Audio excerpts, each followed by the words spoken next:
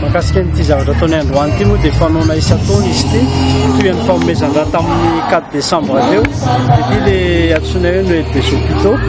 fotoana anankiray zany anaovana Noël ho an'ireo marary sy ho an'ireo zanaky ny marary sy ireo zaza marary ety amin'ny hôpitaly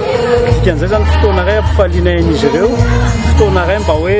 ohatran'ny zaza rehetra zany izy ireo ohatran'ny olona rehetra mba handray anjara amina Noël anankiray dia isy zavatra PPN ohatr'izany nomena an'zareo dia ny zaza koa isy kilalao sy sakafo mena azy ireo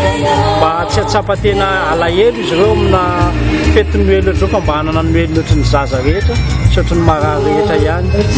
ny marary mahazo fanomezana 50 dia ny ankizy koa mitovy amin'izay ny azo kilalao 50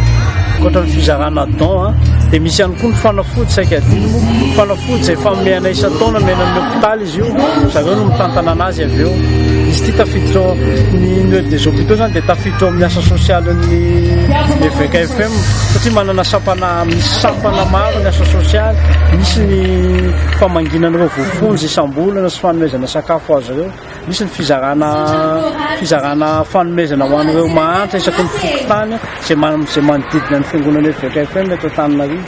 eo ihany kokoa ny karazana hetsika maro samihafa ohatran'ny rehefa misy opération karapan'oatra dia manana volontaire ny VKFM manentana ny olona isan-tokantrano